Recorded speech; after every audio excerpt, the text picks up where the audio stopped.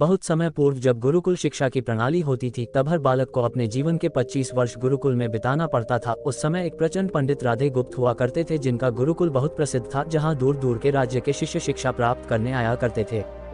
बात उन दिनों की है जब राधे गुप्त की उम्र ढलने लगी थी और उसकी पत्नी का देहांत हो चुका था। घर में विवाह योग्य एक कन्या थी। राधे गुप्त को हर समय उसकी चिंता सताती रहती थी। वह उसका विवाह एक योग्य व्यक्ति से करना चाहते थे जिसके पास संपत्ति भले ना हो पर वह कर्मठ हो, जो किन्हीं भी परिस्थिति में उसकी बेटी को खुश रखे और उचित समय पर उचित निर्णय ले सके।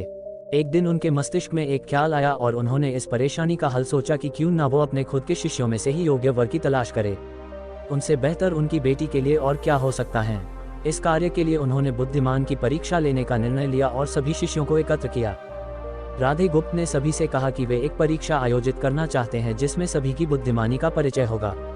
उन्होंने सभी से कहा कि उन्हें अपनी पुत्री के विवाह की चिंता है, जिसके लिए उनके पास पर्याप्त धन नहीं है, इसलिए वे चाहते हैं कि उनके शिष्य विवाह में लगने वाली सभी सामग्री कैसे भी करके एकत्र करें।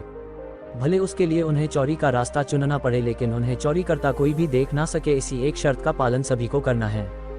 अगले दिन से सभी शिष्य कार्य में जुट गए। रोजाना कोई न कोई तरह तरह की वस्तुएं चुरा कर लाता और राधा गुप्त को दे देता। राधा गुप्त उन्हें एक विशेष स्थान पर रख देते क्योंकि परीक्षा के बाद ये सभी वस्तुएं उनके मालिक को वापस करना अबंध था, क्योंकि वे अपने शिष्यों को सही ज्ञान देना चाहते थे। सभी शिष्य अपने अपने दिमाग से कार्य कर रहे थे, लेकिन इनमें से एक चुपचाप गुरुकुल में बैठा हुआ था जिसका नाम रामास्वामी था। वह राधा गुप्त का सबसे करीबी और होनहार छात्र था। उसे ऐसा बैठे देख राधा गुप्त ने इसका कारण पूछा। तब रामास्वामी ने बताया कि आपने परीक्षा की शर्त के रूप में कहा था कि चोरी करते वक्त इसे कोई ना देख सके। इस प्रकार अगर हम अकेले में भी चोरी करते हैं तब भी हमारी अंतरात्मा उसे देख रही है। हम खुद से उसे नहीं छिपा सकते। इसका अर्थ यही है कि चोरी करना व्यर्थ है। उसकी यह बात सुन राधा गुप्त के चेहरे पर खुशी छा जाती है। वे उसी वक्त सभी को एकत्र करते हैं और पूछते हैं कि आप सबने जो चोरी की, क्या उसे किसी ने देखा? सभी कहते हैं नहीं। तब राधा गुप्त कहते हैं कि क्या आप अपने अंतर्मन से भी इस चोरी को छिपा सके? सभी को बात समझ आ जाती है और सबका सिर नीचे झुक जाता है सिवाय रामास्वामी के। राधा गुप्त रामास्वामी को बुद्धिमानी की परीक्षा में अव्वल पाते हैं और सभी के सामने कहते हैं कि यह परीक्षा मेरी पुत्री के लिए उचित वर तलाशने के लिए रखी गई थी। इस प्रकार मैं रामास्वामी का विवाह अपनी पुत्री के साथ तय करता हूँ। सभी खुशी से झूम उठते हैं। साथ ही चुराई हुई हर एक वस्तु को उसके मालिक को सौंप विनम्रता से सभी से क्षमा मांगते हैं। कहानी की शिक्षा।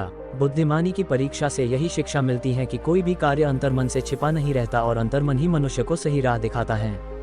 इसलिए मनुष्य को किसी भी कार्य के सही गलत के लिए अपने मन को टटोलना सबसे जरूरी है।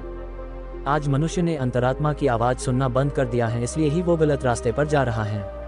हमारी अंतरात्मा कभी हमें गलत राह नहीं दिखाती। ये जरूर है कि मन की आवाज हमें वो करने की सलाह देती है जिसे दिमाग कभी स्वीकार नहीं करता, क्योंकि दिमाग सदैव स्वहित में कार्य करता है और मन हमें सही और गलत का परिचय करवाता है। ये सही गलत का परिचय ही हमें सदैव बुराई से दूर रखता है। किसी भी कार्य के पहले हमें मन की आवाज जरूर सुनना चाहिए। धन्यवाद दोस्तों। कहानी पसंद आई है तो हमारे YouTube चैनल को जरूर सब्सक्राइब करें।